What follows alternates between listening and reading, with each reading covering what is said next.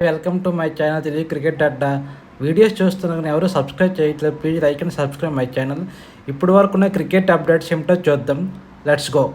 ట్రోఫీలో యశవంత్ కిషన్ సెంచరీ కొట్టాడు.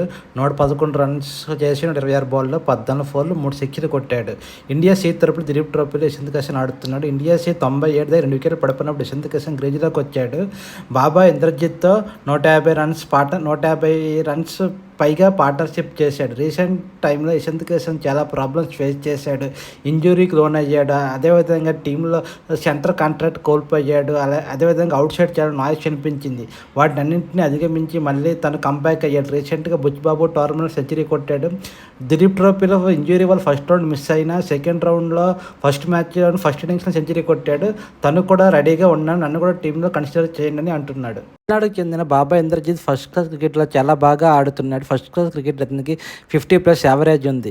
Dilip trophy first మ్యాచ్లో 72 రన్స్ చేసి 149 బాల్లో, సెకండ్ మ్యాచ్లో 78 రన్స్ చేసేట్టు 136 బాల్లో 9 ఫోర్లు కొట్టాడు. ఈరోజు యశవంత్ కిషన్తో కలిపి 150 పైగా పార్ట్నర్షిప్ నెలకొల్పి ఇండియా సికి మంచి స్కోర్ ఇచ్చాడు. రోజు అనంతపురంలో దిలీప్ ట్రోఫీ రౌండ్ 2 స్టార్ట్ అయింది కదా. రౌండ్ 2లో ఫస్ట్ మ్యాచ్ ఇండియా ఏ మరియు ఇండియా డి మధ్య జరుగుతుంది. ఇండియా డి తరపున శ్రేయస్ అయ్యర్ టాస్ గెలిచి ఫీల్డింగ్ ఎంచుకున్నాడు. ఫస్ట్ డే క్లోజ్ అయినప్పటికి ఇండియా ఏ 288 చేసి 8 వికెట్లు కోల్పోయారు. ఇండియా ఏ తరపున శంషస్ ములానీ 88 రన్స్ చేసి నాట్అవుట్గా ఉన్నాడు. తనుష్ కొట్టిన 53 రన్స్ చేసి బౌలింగ్లో హర్షిత్ రాణా, కవరప్ప, హర్షదీప్ సింగ్ చెరో 2 వికెట్లు తీసుకున్నారు. ట్రోఫీ రెండవ మ్యాచ్లో ఇండియా సి మరియు ఇండియా బి మధ్య జరుగుతుంది. ఇండియా బి తరపున అభిమాని ఈశ్వరన్ టాస్ గెలిచి ఫీల్డింగ్ ఎంచుకున్నాడు.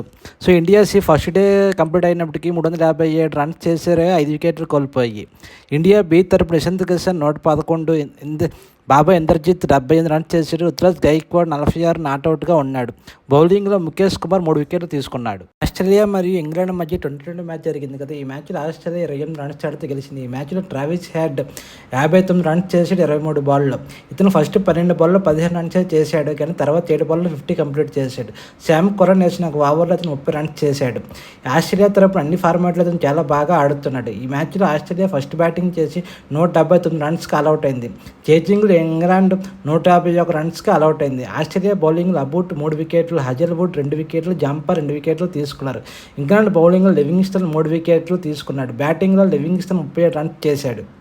ఇండియాతో ఆడబోయే బంగ్లాదేశ్ టెస్ట్ సిరీస్ కోసం టీం ప్రకటించింది. బంగ్లాదేశ్ టీంకి శాంతో కెప్టెన్గా వ్యవహరిస్తాడు. న్యూజిలాండ్ మధ్య టెస్ట్ మ్యాచ్ జరగాలి కదా. డే 4 కూడా వర్షం వల్ల క్యాన్సిల్ అయ్యింది. పాటింగ్ ఐపీఎల్లో ఢిల్లీ డేర్డెవిల్స్కి కోచింగ్గా చేస్తున్నాడు కదా. 2025లో అతను న్యూ టీంకి కోచింగ్గా చేయబోతున్నాడు. ఆ టీం ఏంటనేది త్వరలో తెలుస్తుంది.